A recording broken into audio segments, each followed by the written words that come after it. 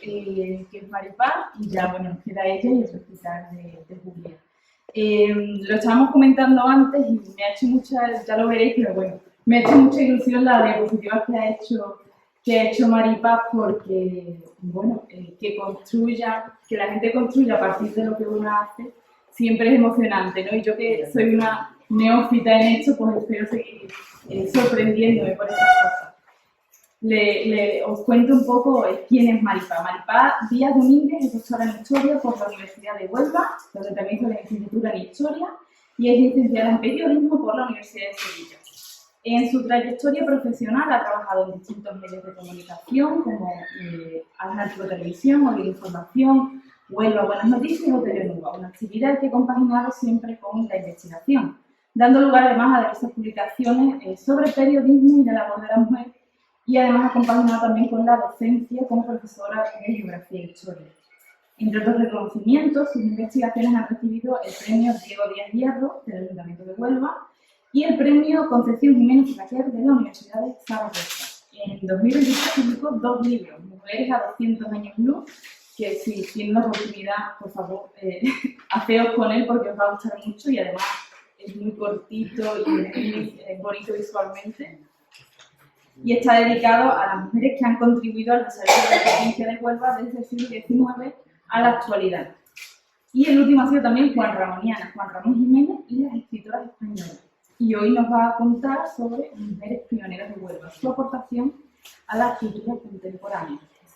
Cuando quieres.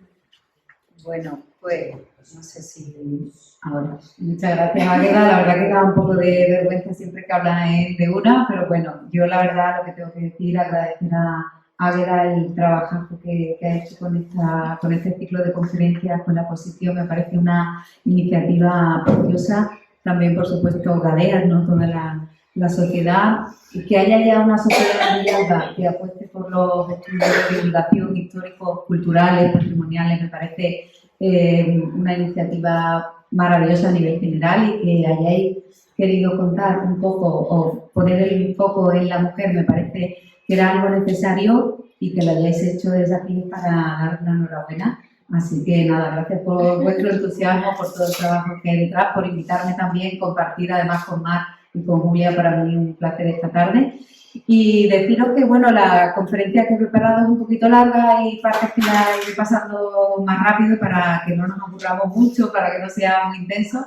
Pero bueno, quiero hacer una pequeña aportación de ponerle cara, en el caso que sea posible, que haya imágenes, y sobre todo ponerle nombre a muchas mujeres de Huelva, algunas ya poco a poco que se van conociendo, como aparecen aquí en el plantel, y otras completamente desconocidas.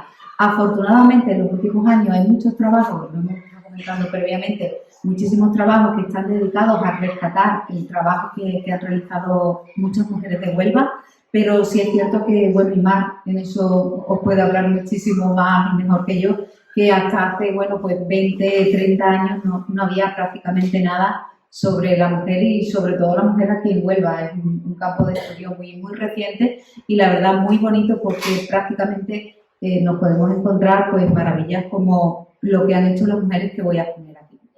Me he fijado en el ámbito de la cultura porque es cierto que cada vez que la mujer ha tenido inquietudes de expresarse, de mostrar su forma de ser, de pensar, pues ha elegido ámbitos culturales, y veremos por qué. Por la sencilla razón de que era fácil.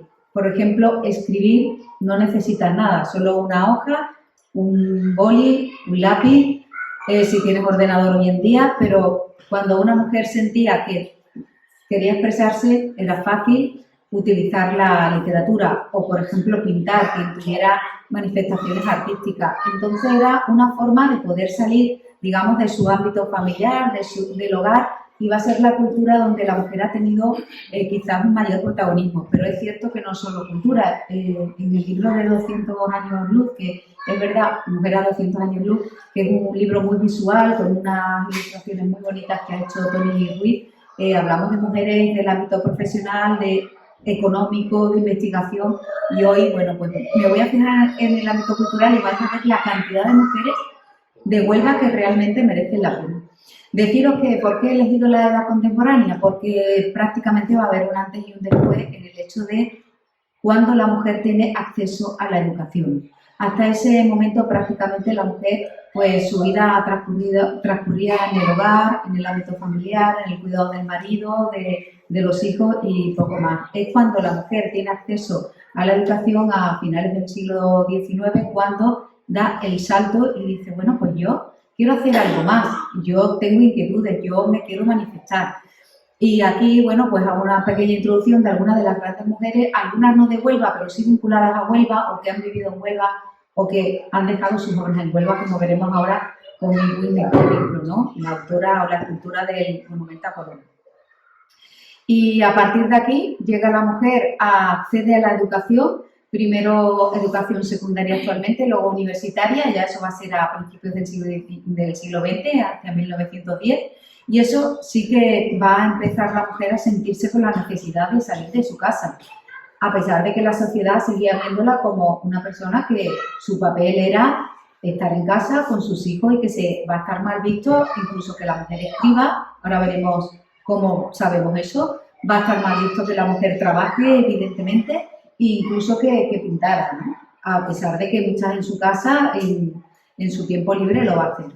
Y ella no es de Huelva, es de un pueblo de Badajoz, es de Talavera la Real, pero su nombre es Antonia Arroba y recientemente hemos conocido su nombre, también su fotografía. ¿Por qué es esta mujer interesante? Porque ella va a ser la primera mujer de España que estudia bachillerato y lo va a hacer aquí, en Huelva, en Huelva capital, en el Instituto La Rábida, y a partir de ahí, a partir de que ella cursa bachillerato, ya no solo el hecho de que ella hiciera bachillerato y ser la primera, sino que va a animar a otras mujeres a que estudiaran bachillerato. Vemos que después de ella pues van a estudiar aquí en el Instituto Rábida pues mujeres como María Masera, Clara Costea, Elena Rodríguez y muchas más, porque al final también cuando ves a alguien que hace algo, uno dice, pues ¿por qué no? O ¿por qué no puedo ser yo como ella? O me gustaría ser como esa persona. Entonces, Antonia Arroba no fue solo su nombre interesante por ser la primera, sino también por abrir un camino, que es cierto que se dice mucho, ha abierto un camino, pero es que es realmente importante, ¿no? Que haya mujeres que lo hagan previamente para que luego otras muchas digan, pues yo quiero ser como ella, pues yo quisiera estudiar. Y estudió aquí en el bachillerato de La Rábida y me parece que es una figura que va a demostrar que la educación al final es el pilar de todo. Y relacionado con la educación, aunque no es directamente cultural, pero me parece también muy interesante tener en cuenta que en Huelva tenemos a una rectora, es una de las pocas rectoras mujeres que hay en España y que ella va a ser la primera rectora de la Universidad de Huelva y esperemos que no sea la única, sino que a partir de ahí se abra, por supuesto, a un campo. Hablamos de la universidad, que nos parece y que debe ser, ¿no?, como una institución reflejo de la sociedad y que sea, bueno, pues que haya, digamos, como que sea un ejemplo, ¿no?, a seguir académicamente. Y sin embargo, las cifras nos dicen lo contrario. Mar sabe perfectamente que el número de catedráticas es muy inferior al de catedrático hombre, que el mundo de la investigación exige mucho y cuando las profesoras, las investigadoras tienen hijos, al final hay un parón y ya no puede seguir el mismo número de publicaciones que los hombres, etcétera. Y yo creo que es muy interesante también que tengamos una mujer al frente de la universidad para que vean los hombres que las mujeres también pueden y deben tener las mismas cotas de representación en el ámbito académico también.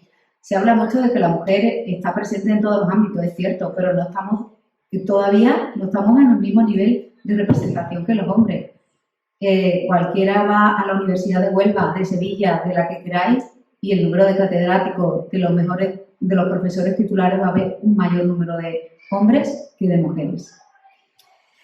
Y vamos a empezar ya con los distintos ámbitos y empiezo con la literatura por lo que he comentado, porque cuando en el siglo XIX, en el siglo XX van a empezar las mujeres a querer ser protagonistas del mundo cultural, van a elegir la literatura de forma mayoritaria en un principio, por lo que he dicho, por la facilidad de escribir. No necesito nada para escribir, solo necesito mi momento de intimidad, mi momento de estar en mi casa y no necesito... Luego sí, voy a necesitar un foro de difusión y ahí, por ejemplo, la prensa, los periódicos van a jugar un papel fundamental. ¿Por qué? Porque yo a lo mejor veremos que hay mujeres que escriben en el siglo XIX desde Higuera de la Sierra. Yo mando mi textito desde Higuera de la Sierra en una carta a un periódico, me lo publica y tiene una difusión de forma gratuita, de forma fácil. En este sentido, tengo que decir que es cierto lo que he comentado del papel importante y relevante que tiene la prensa y los periódicos en esa difusión, y por eso muchas mujeres que escriben se van a convertir con el tiempo en periodistas. Otras van a elegir la prensa simplemente para difundir sus creaciones literarias. Pero las mujeres escritoras y periodistas, la verdad que tienen muchísimo mérito, porque realmente el oficio de periodista también hoy en día sigue siendo un oficio muy duro, donde es cierto que de cara a todo el mundo somos muy igualitarios, pero a la hora de la verdad, si tienes que estar en un periódico 12 horas, pero tengo que llevar al niño, ay, esto es un problema. Al día siguiente, si quiero quedarme embarazada, pues es verdad que aparentemente no pasa nada, pero es una presión que al final tenemos, invisible, y que existe. Y que yo he tenido compañeros masculinos y la verdad que esa presión en ningún momento la han tenido ni la van a tener. Bueno, pues estas mujeres ya en el siglo XIX, a pesar de esa presión, van a escribir en periódicos, algunas van a ser directoras de periódicos, y una de ellas fue Gertrude Gómez de Avellaneda, que tanto conoce a Águeda, que ahora voy a reflejar brevemente parte de su investigación, y como ella, por otras muchas periodistas, Pardo Bazán, ¿no? Ya, yo creo que hoy en día está incluso en los institutos y todo el mundo conoce a Emilia Pardo Bazán, pero ella realmente hasta hace muy poco tiempo era una mujer muy poco conocida y sin embargo fue novelista, como sabemos, Los Pasos de Ulloa, pero aparte tuvo muchísimos problemas por defender a la mujer en un momento donde hablar de violencia de género era imposible, y ella, sin embargo, denunció, por ejemplo, el maltrato que sufrían muchas mujeres en su momento, y otros textos, la verdad, que me parecen muy interesantes. Como relevante, como ejemplo de esas mujeres periodistas, pues aquí pongo a Pardo Bazán y a Carmen de Burgos, que también me comentaba el compañero de Gadeas, que lo conoce perfectamente. Y como ellas, a pesar de que ellas son conocidas a nivel nacional, aquí en Huelva también tenemos a nuestras periodistas. Lo que pasa es que hasta hace bien poco no las conocíamos. Me parece muy bonito el trabajo de investigación de Águeda, porque ha rescatado a una figura de aquí del pueblo de Villalba, y que además con una historia de amor que además nos permite ver cómo las mujeres escribían y cómo se manifestaban, ¿no? Cómo se expresaban a través de esas cartas de amor que tuvo Gómez de Avellaneda con el esposo, el que antes de ser esposo, ¿no? de Rosario de Córdoba, de Ignacio de Cepeda, y la verdad que son unas cartas que son una preciosidad, ¿no? Ella es Gertrude Gómez de Avellaneda, que la verdad que es una de las periodistas, en cualquier trabajo de periodismo os vais a encontrar su nombre, porque fue una periodista bastante importante, y aquí pongo algunos de los nombres de las periodistas del siglo XIX más destacadas de España. A pesar de que hasta ahora era casi desconocido, esta periodista que vemos aquí, Concha Espina, era de Cantabria, pero ella se va a hacer famosa, podríamos decir, o va a tener una repercusión tal a raíz de que viene a Huelva a contar lo que está sucediendo aquí en las minas de Río Tinto. Había una situación de explotación laboral completamente, podemos decirlo, porque era así totalmente real, de las empresas británicas, sobre todo la empresa de minas de Río Tinto, hacia los trabajadores onubenses, y viene esta mujer, lo cuenta en la prensa, luego va a publicar un libro que se llama El metal de los muertos, ¿vale? Y su libro va a tener tanta repercusión, sus artículos de periódico va a tener tanta repercusión, que se va a conocer lo que sucede aquí en Río Tinto gracias a sus crónicas. Ella, además de ser periodista, también fue escritora, y de hecho se le va a proponer al Premio Nobel de Literatura muchísimas veces, y sin embargo nunca se le concedió, y se sabe, entre comillas, que siempre había algo que era lo que hacía que finalmente no se le concediera, y era el hecho de ser mujer. Este periodista de Radio y Televisión Española, que es de Nerva, ha estudiado mucho con Concha Espina, él se llama Juan Carlos León Brásquez, y ha certificado que realmente, a pesar de la valía de Concha Espina, pues nunca se le dio. Era una mujer que, desde mi punto de vista del siglo XXI, me parece increíble su vida, porque tengo que decir que además, cuando indagamos en la vida personal de estas mujeres, son superwoman, como podríamos decir, pero superwoman en el siglo XIX, principios del XX, que para mí casi es imposible. Concha Espina, por ejemplo, se casa con Ramón Gómez de la Serna, se marcha con él a Argentina, desde allí se convierte en cronista para periódicos españoles. Hoy en día sería, no tanto, pero sería también complicado dejar tu vida, irte a Argentina, rehacerlo, volver. Realmente tiene una vida muy interesante y más dentro del contexto de la época, ¿no? Y ella es María Luisa Muñoz de Vargas. Afortunadamente hoy en día, quizás aquí no lo conocemos todavía, pero cada vez hay más estudios donde aparece su fotografía, su nombre y su obra, pero ella va a ser la primera periodista, podríamos decir, de Huelva.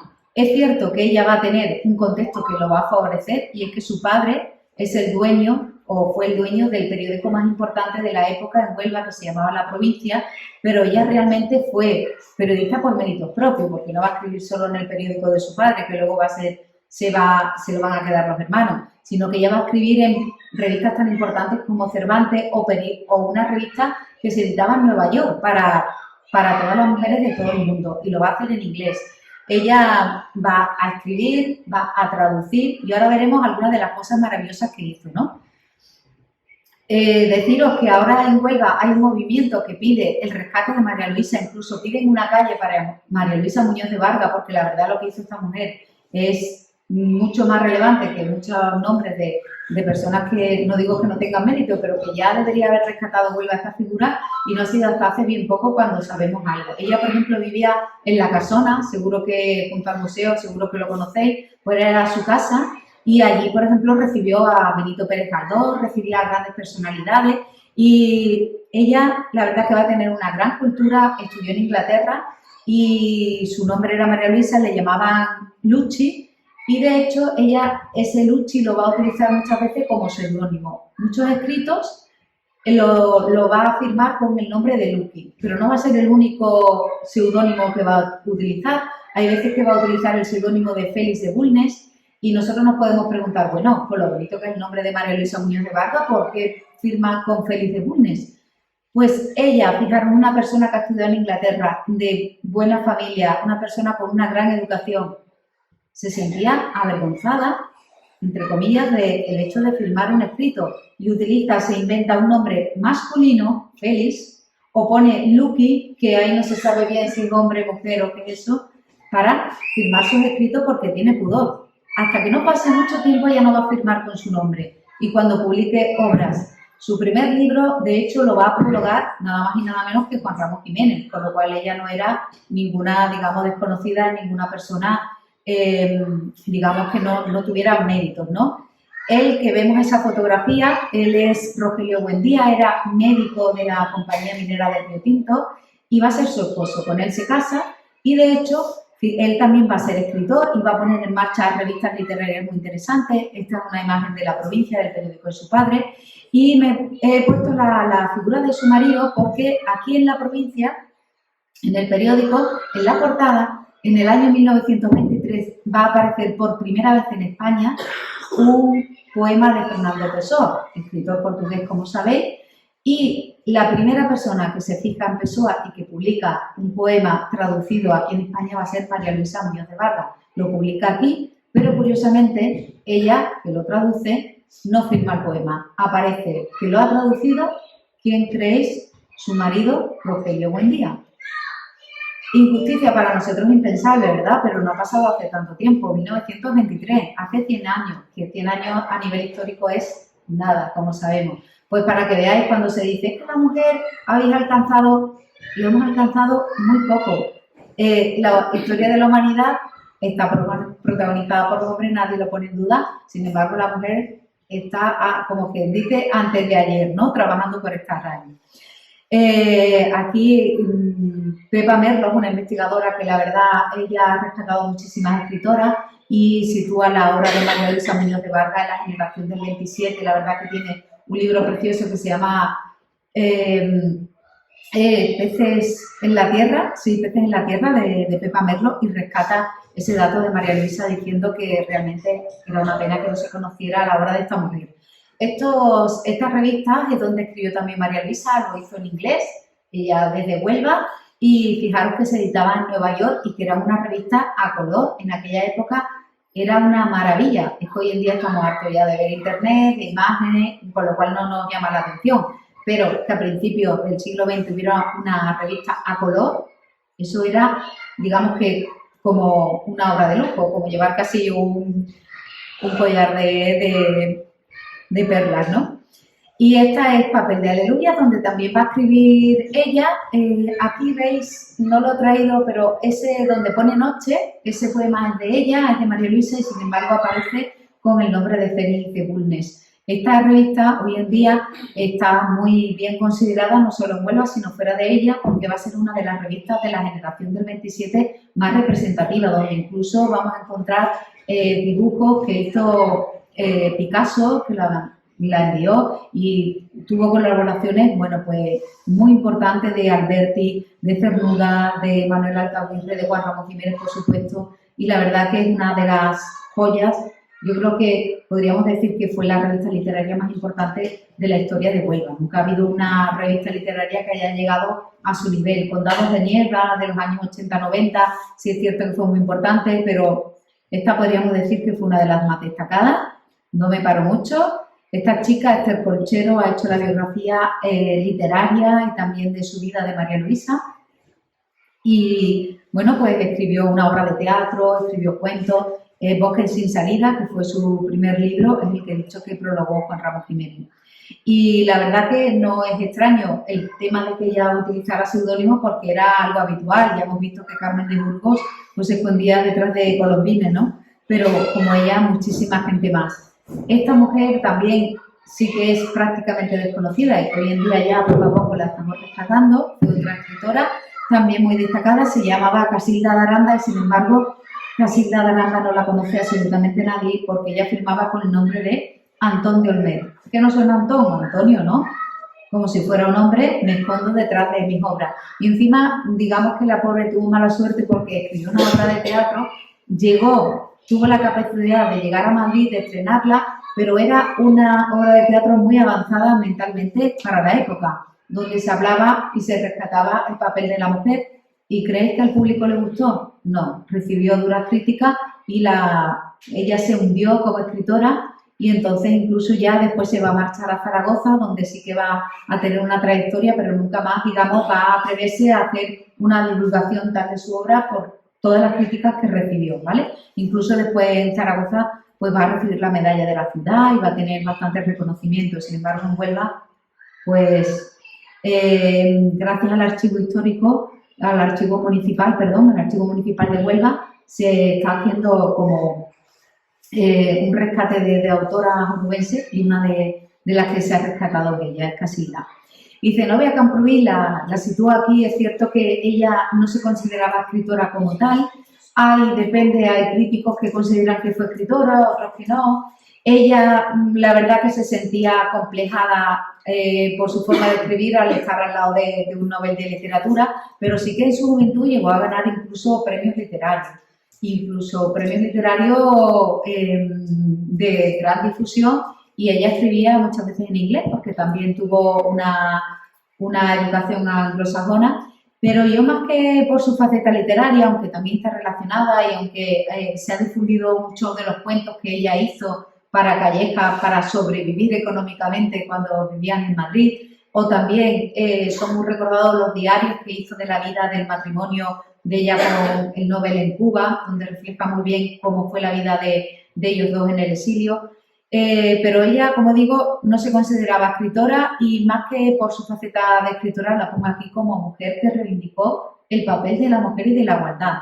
Ella fue una de las primeras mujeres que aprendió a conducir en España, ¿vale? Luego fue una mujer emprendedora, una mujer que la verdad siempre va a reivindicar el papel de la mujer y, por supuesto, es muy recordada porque gracias a ella se conoce la obra de Tagore, no solo en España, sino también en toda Iberoamérica. Tagore es un escritor indio. Ella va a traducir sus poemas del inglés al español con la ayuda de Juan Ramón Jiménez para que no perdiera el ritmo, pero ella fue la traductora. Y a partir de aquí, la verdad que la obra de Tagore va a tener mucha influencia en la escritura española y también iberoamericana. Y luego, bueno, voy rápido porque Elena Huichao, me perdonáis por la pronunciación, Ella me parece también una figura muy interesante. Niebla es más que conocida porque ella es una mujer británica, pero que vivió los últimos años de su vida en Niebla, donde va a ser nombrada hija adoptiva.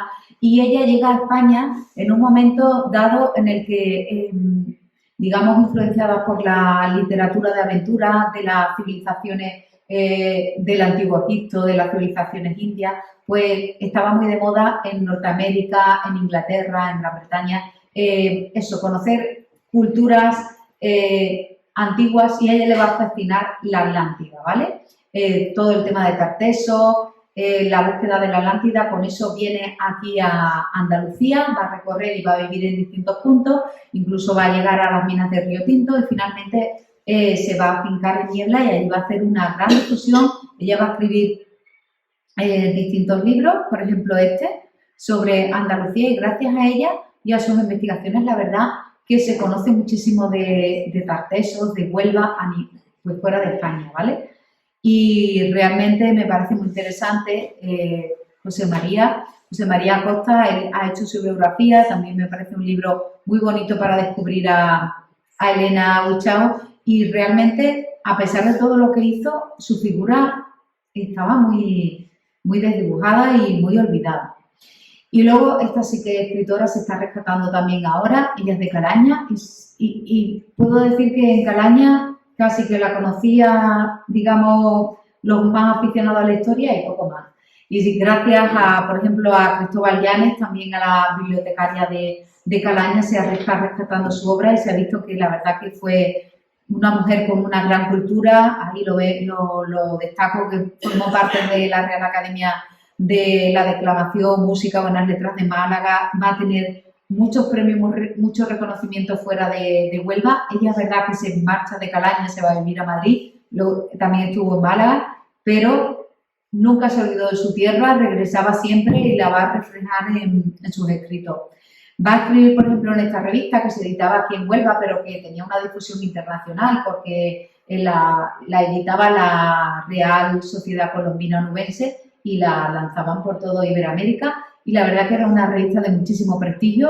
Se va a publicar de 1911 al 35, o sea que tiene una repercusión importante, y ahí, bueno, va a aparecer grandes colaboradoras. No solo va a aparecer esta mujer calañesa, Isabel Tequero, sino también, ahí pongo porque sería imposible dedicarnos a cada una de ellas, y algunas pues prácticamente conocemos su nombre, ¿no? Pero aquí en esa revista van a aparecer muchísimas mujeres que nadie las conoce prácticamente, que colaboran y que participan en la revista La Rábida, porque era una revista de bastante prestigio y que no era fácil escribir ahí, no podía escribir cualquiera. Ahí pongo algunos de los nombres. Aquí saco Diario de Huelva, que en aquella época en Huelva, a pesar de lo que podamos pensar, a principios del siglo XX había 2 diarios, aparte de muchísimos periódicos y revistas, porque la gente, aunque no lo creamos, leían más periódicos que hoy en día. Que hoy en día realmente, al final, con las redes sociales, los periódicos digitales sí, pero los periódicos en papel, me da pena decirlo, pero cada vez tienen menos lectores. ¿Quién va a comprar el periódico al kiosco hoy en día? Desgraciadamente, poca gente. Bueno, pues en aquella época sí que tenían bastantes lectores, y había La Provincia, que lo hemos visto, y estaba Diario de Huelva. Uno era de tendencia más liberal, republicano, y Diario de Huelva era más conservador, ¿vale? Pero también va a tener unos colaboradores muy interesantes, y ahí va a escribir un montón de mujeres que no sabemos quién son. Sabemos su nombre, algunas tenemos algún dato más, pero va a tener hasta colaboradores fijas, críticas literarias, gente con secciones, pero no para escribir recetas, sino para escribir de temas de actualidad, para hablar de política, para hablar de temas diversos. O sea, que eran personas con interés, con inquietudes, y sin embargo, hasta ahora prácticamente desconocidas. Y a partir de aquí, pues pongo, por ejemplo, lo que decía Diguera de la Sierra, Rosario Domínguez, una maestra, en 1870 escribe en un periódico, en una revista madrileña a nivel nacional, y ella tiene su publicación. Y como eso, muchísimas mujeres que podemos descubrirlas a través de las revistas. Estas son algunas de las revistas literarias que teníamos a principios del siglo XX. Veis que son, podríamos decir, hasta modernas, ¿verdad? porque nosotros nos creemos muy modernos, pero muchas de las cosas que hacemos ya las han hecho gente mucho antes. Y esta, por ejemplo, era Renacimiento, fue una revista de cultura muy bien hecha. Otras Arte y Deportes, otras Centauro, estaban dentro de la tendencia de las vanguardias literarias y en todas ellas aparecen mujeres escritoras de Huelva. Por ejemplo, Gloria de la Prada, y ella firmaba Mimi. ¿Sabes? Hay siempre detrás como una vergüenza, ¿verdad? Decir, a poner mi nombre que yo he escrito esto. Y podrías poner mucho más.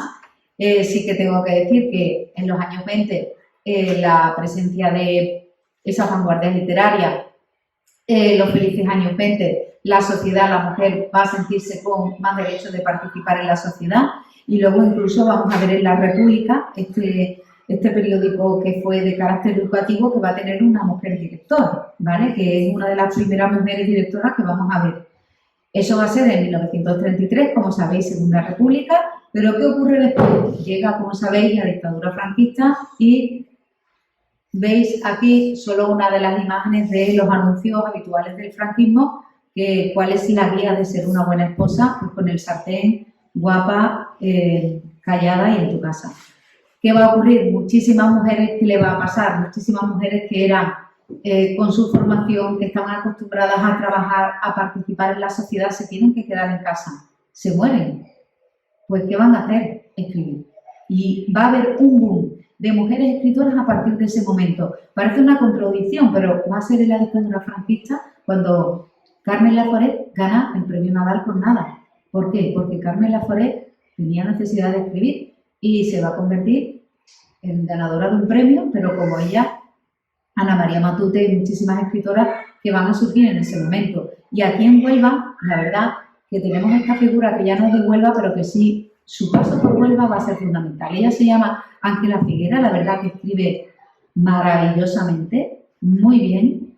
Y ella viene a Huelva porque viene a trabajar al Instituto La Rábida, precisamente. Es catedrática de Lengua y Literatura, pero ella apoyó al bando republicano. ¿Y qué ocurre cuando termina la guerra? Pues que le quitan la cátedra y de repente pues se queda sin trabajo y se tiene que marchar a casa.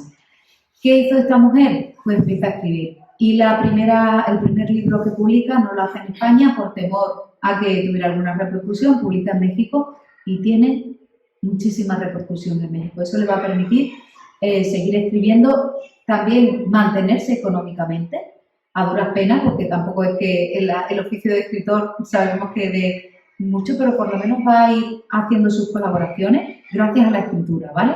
Ella además a nivel personal, tengo que decir que nunca va a olvidarse de Huelva porque aquí tuvo un hijo que cuando nace muere, ¿vale? Pero se le va a quedar siempre ese recuerdo y va a ser una gran aficionada a la literatura de Juan Ramón. De hecho, se ve la influencia de la literatura juanramoniana en su obra. Y cuando se marcha a Madrid, ya porque le quitan la cátedra, vuelve a tener un hijo y le pone de nombre Juan Ramón, ¿vale? Con lo cual, digamos que ella siempre va a tener y ella misma lo va a decir, esa admiración por Juan Ramón. Fijaros que a pesar del mérito de esta mujer y de que escribe muy bien, sus obras completas no se van a publicar hasta prácticamente cuando ella ha muerto, que ni siquiera lo pudo ver, en 1986, ¿vale? Y esta mujer también es de Huelva y hasta ahora pues, no sabemos nada de ella. Se llama María Fernanda Cano Caparrós, tenemos muy pocos datos de ella, pero sí sabemos que fue como la Agatha Christie de Huelva. Escribía novelas tipo Agatha Christie de misterio, pero eran libros y novelas que se vendían como rosquillas aquí en España. Es verdad que era un tipo de novela que hoy en día da un poco de nostalgia, ¿no? Que no se le da ningún valor, pero que en aquel momento el público se las bebía y ella va a vender muchísimos libros. De hecho, si metéis en Amazon su nombre, Mary Frances Cole, aparece todavía muchas novelas y libros de ella que están a la venta. Nació en Huelva en 1925 y nadie sabía nada de ella. Y ella firmaba, fijaros, coge un nombre inglés para aquí, pues como Agatha Christie, ¿no? Y ella firmaba como Mary Frances Cole y la verdad que tiene una obra extensísima. Ella es de aquí más cerquita, Bollullos, nació en 1925, Reposo Negro, y es verdad que en Bollullos ya se le está dando bastante repercusión a Reposo. Esa fotografía apareció en la revista Andalucía en la historia, que ya sabéis que es una revista de muchísimo prestigio, y la verdad que ella era trabajadora en el Ayuntamiento de Bollullos, pero aparte de eso escribía y va a tener una obra extensísima. Ahí veis en cursiva todo el nombre de las obras que hizo y aparte escribió obras de teatro, novelas. La verdad que fue una escritora muy prolífica. También Ceferina Naranjo, no al nivel de Reposo, pero también escribió muchos libros, sobre todo de su pueblo, de Cabeza Rubia, y hoy en día en Cabeza Rubia se está trabajando para que el nombre de la biblioteca lleve el nombre de Ceferina. No es directamente escritora, pero sí, al hilo de lo que he comentado, dentro de la sociedad franquista que era tan machista y donde el papel de la mujer pues prácticamente era, por supuesto, que no trabajara, van a surgir mujeres aquí en Huelva como esta moguereña, Eulalia Ruiz de Clavijo, que ella va a ser, además, estudiando en su casa por su cuenta, mientras regentaba un negocio familiar, porque su padre muere, ella era la hija mayor y tiene que hacerse cargo de su casa, va a estudiar bachillerato desde casa a distancia, luego va a hacer la carrera de procuradora, va a aprobar las oposiciones, se va a Madrid y ahora veis la foto, con todos estos señores se convierte en la primera procuradora de España.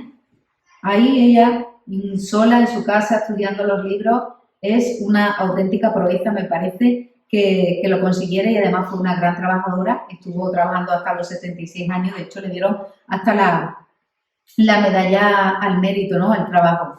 Hoy en día el Colegio de Procuradores de España ha creado hace recientemente un premio que lleva el nombre de ella para darle la importancia y la relevancia, pero fijaros, ha tenido que pasar 40, 50 años para que dijeran, oye, que aquí hubo una mujer que por su mérito propio se convirtió en la primera mujer procuradora. Y ya a partir de aquí, pues es cierto que en los años 70, 80 la transición fue como un aire, abrir la ventana, ¿no?, una bocanada de aire fresco, y para la mujer va a ser una liberación y va a surgir una cantidad de escritoras. Ya sabéis que hoy en día, cada vez que, y me parece maravilloso, ¿no?, cada vez que hay el Día de la Literatura, el día, aparecen mujeres manifestando y creando. Y la verdad que una de las mujeres, ya no es de Huelva, es de Zaragoza, fue profesora en el Rávida de literatura también, la directora del área de lengua y literatura, pero aparte, bueno, la verdad que fue una mujer muy dinámica a la hora de organizar actividades culturales en Huelva. Es Carmen Siria y tiene, bueno, pues bastantes premios también por su obra literaria. Y ella es Elvira Navarro, que es, digamos, que las nuevas generaciones de escritoras, nació en Huelva, mucha gente no lo conoce, pero ella es una chica que ha venido muchas veces a presentar, varias veces a presentar sus obras y tiene una cantidad de premios importantísimos. El último ha sido finalista del premio Dulce Chacón de la narrativa española. Es una chica muy sencilla y ella, pues también de forma callada ha conseguido, pues, que hoy en día, la verdad que prácticamente está presente siempre en la Feria del Libro de Madrid y de Barcelona y tiene una obra literaria bastante importante a pesar de su juventud y es de aquí de Huelva. Muy relacionada con la literatura va a ser el periodismo, que también muchas mujeres van a optar por el periodismo escrito en un principio de periódicos como forma también de expresarse. Y esta fotografía que veis ahí era el antiguo carnet de prensa a finales del franquismo, ya a inicios de la transición, y esa mujer que veis ahí va a ser la primera mujer que se convierte en redactora jefe de un periódico en Huelva, de un periódico diario de información, que era el antiguo Diel, no el Odiel Información, uno que mucha gente ni se acordará ya, sino el Odiel, que fue el único periódico que tuvo Huelva durante toda la dictadura. Y va a ser ella, que se llamaba Gloria Menéndez, yo la conocí, la verdad, ya vive en Málaga, en su tierra, pero la verdad que ella era una periodista que se notaba que le encantaba su oficio. Y a partir de ahí, pues aquí en Huelva también tenemos nombres de mujeres que han abierto muchos caminos. Ella es de Huelva, trabaja en radio y televisión, Inmaculada González, y ha sido la primera mujer que fue directora de Canal Sur Televisión Andalucía, la primera mujer de Huelva, ¿vale?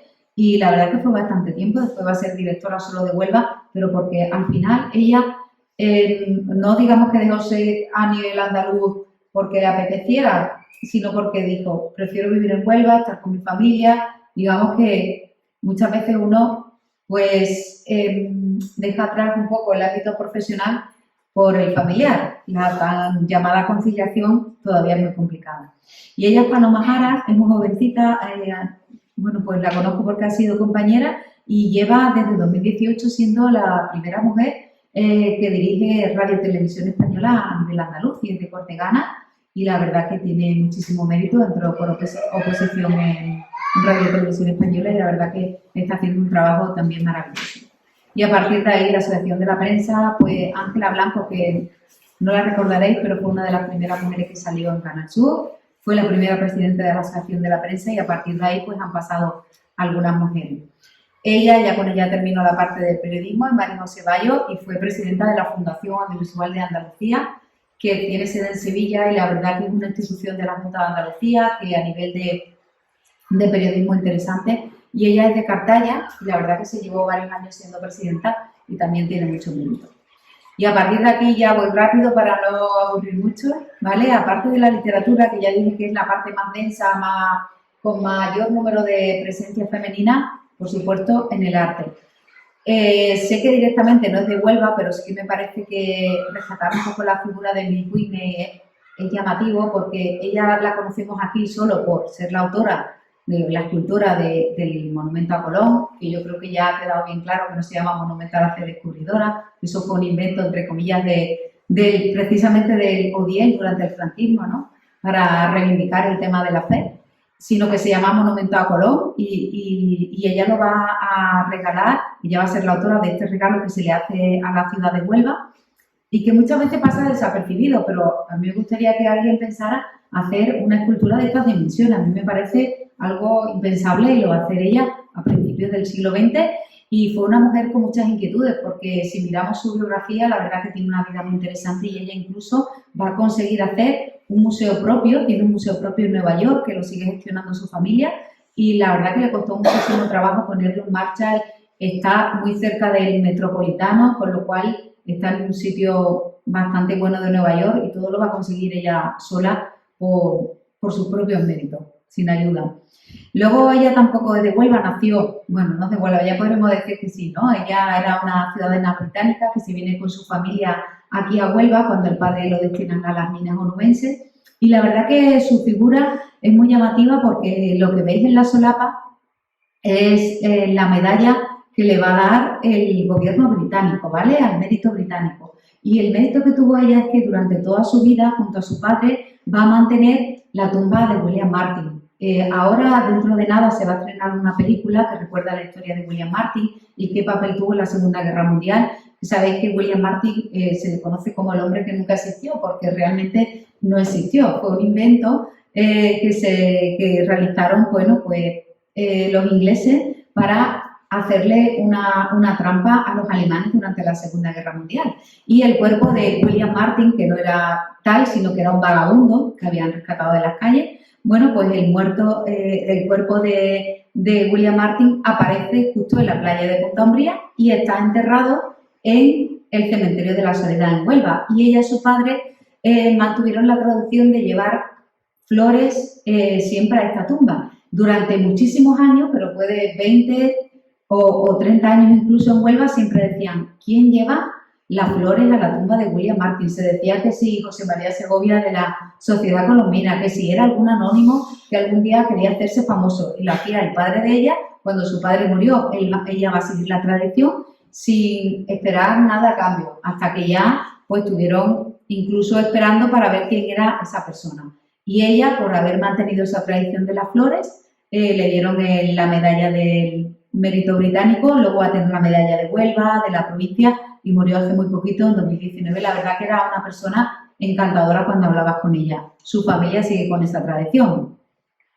Y luego dentro del arte también ella, Esperanza Abbott, posiblemente no hayáis escuchado hablado de ella nunca, pero realmente fue una persona de muchísima cultura, que ella va a estudiar en París, en Madrid, en Londres, y era una persona muy tímida y eso también hizo que a pesar de que ella empezó a entrar dentro de los círculos culturales de Huelva, pues la verdad que luego no era una persona, como se dice, hecha para adelante para divulgar su obra.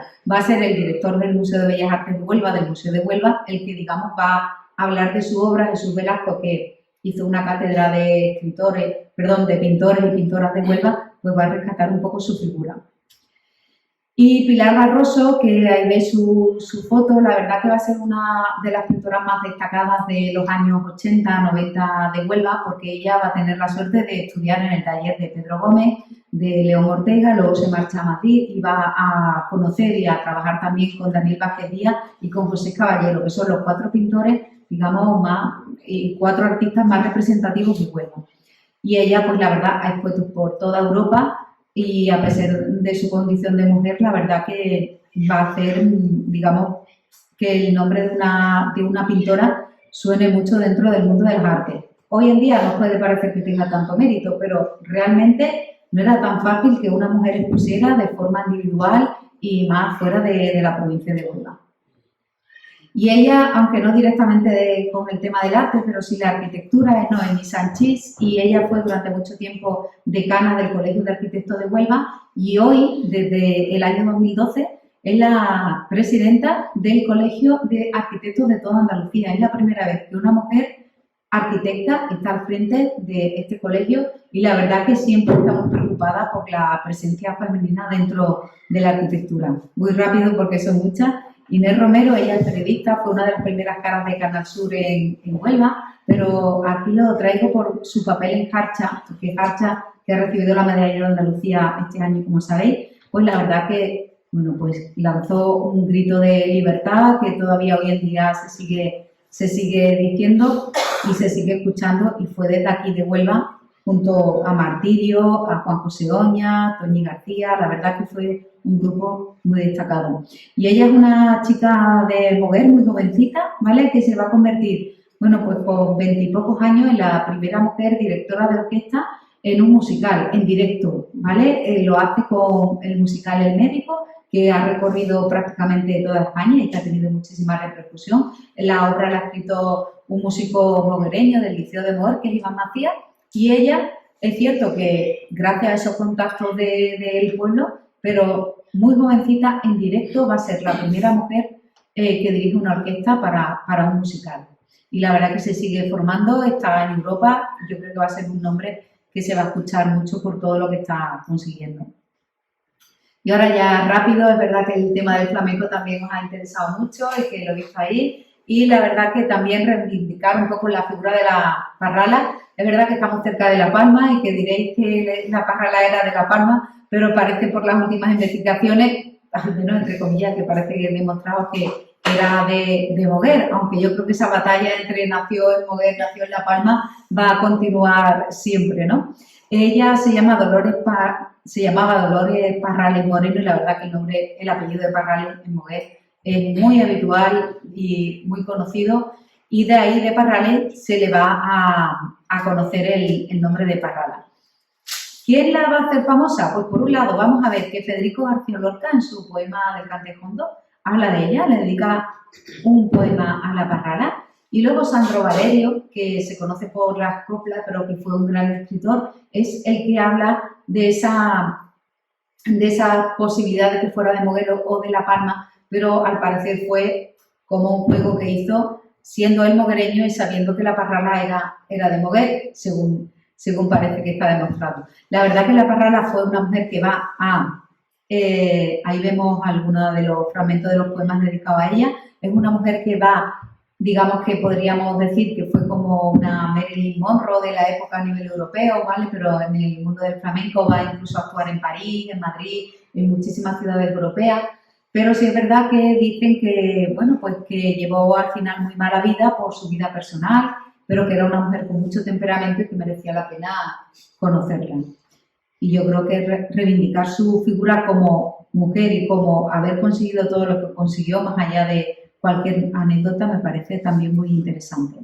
Otras figuras más recientes, como Perlita de Huelva, no voy a indagar mucho, o la Niña de Huelva, y a partir de ahí aquí en Huelva la verdad que tenemos, me parece incluso hay un trabajo de investigación de la Universidad de Huelva que ha sacado a la luz la labor de la peña flamenca femenina, porque aunque no os lo creáis, en los años 80 las mujeres querían entrar en la peña flamenca de Huelva y no les dejaban, no podían entrar. Y si cantaba, pues podía cantar, pero ahí a nivel de un corrillo, que te escuchara tu marido y tu familia y punto. No podías hacer una actuación siendo una mujer. Entonces las mujeres digamos que se enfadaron y dijeron, bueno, si no nos dejáis entrar, pues vamos a crear una peña, y hicieron la Peña Flamenca Femenina, que la verdad que también ha tenido distintas etapas, pero bueno, ellas van con el fandango de Huelva, prácticamente actúan por toda España, incluso Europa, han grabado muchísimos discos, me parece un mérito todo lo que hacen.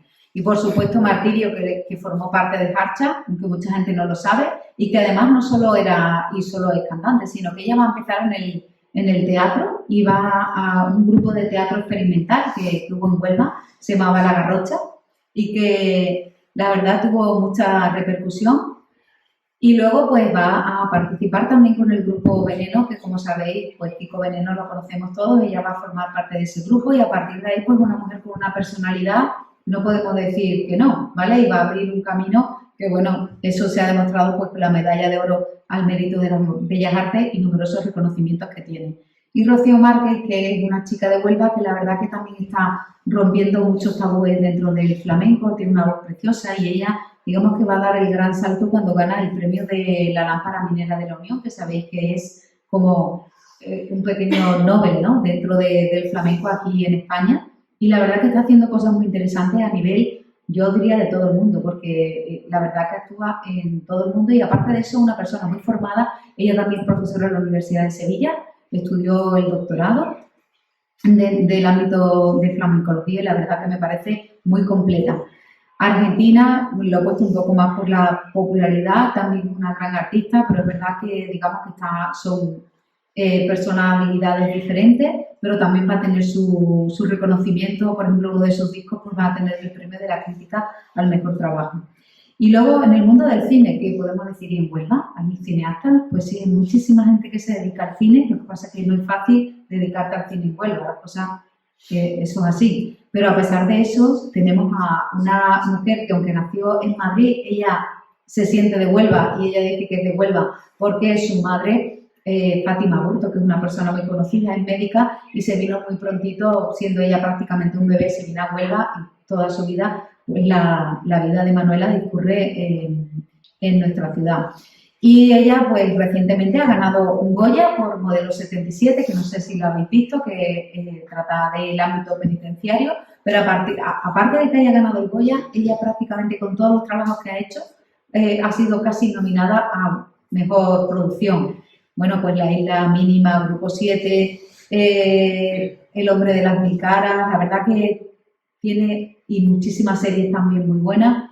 Y ella no es muy conocida en Huelva cada vez más porque vive en Sevilla, pero Remedios Malvares, la verdad que empezó como fotógrafa, a partir de ahí puso en marcha una productora y ha conseguido muchísimos premios. Tiene trabajo, sobre todo ella se dedica al ámbito documental y todo documental que hace, la verdad que tiene al final muchísimos premios. Y es una persona, la verdad que cuando se conoce, muy sencilla, prácticamente todo lo ha conseguido por sí misma porque casi es autodidacta, le empezó a gustar la fotografía y realmente tiene, bueno, ahí he puesto solo algunos de los premios que tiene, Mejor Dirección, ASECA, los premios Carmen, que son los premios andaluces, también a nivel nacional.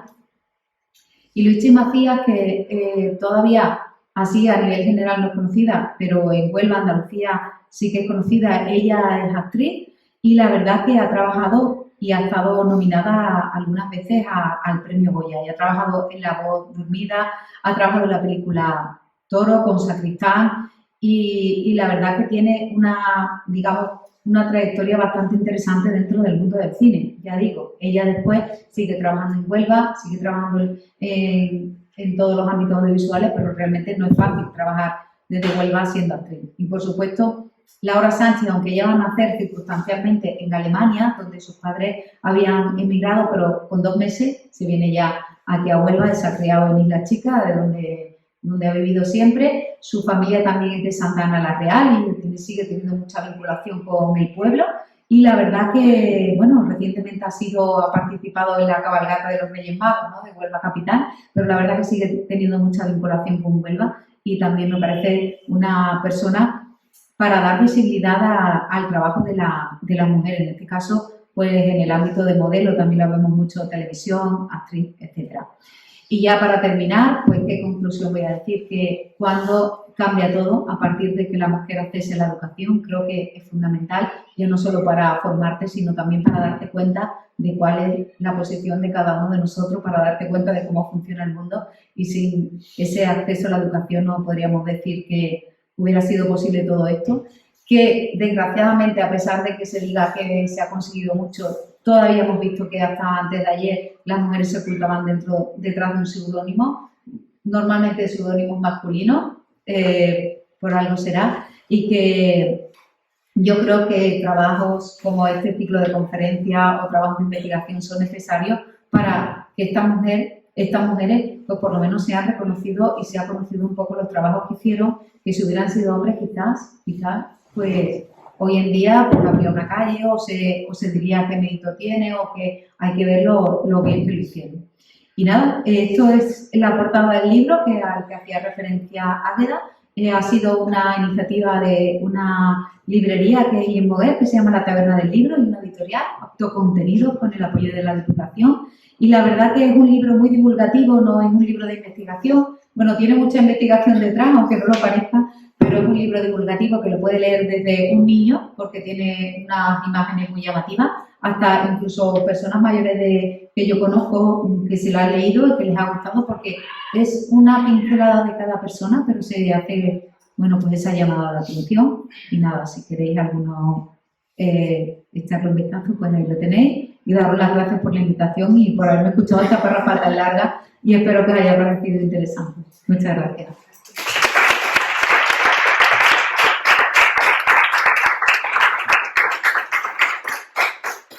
No sé si alguna queréis comentar algo, queréis decir algo.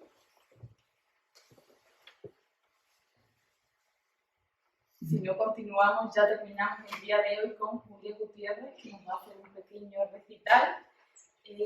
Pero antes, bueno, te tengo que dar a ti más que nada, Maripaz. Un detallito que queremos tener contigo. Es ya antes lo han visto, bueno. Es una pequeña reproducción de un azulejo que hay aquí en un grupo árabe de y hecha por una artista local también, por Carmela del Sol. Bueno, es precioso, muchísimas gracias.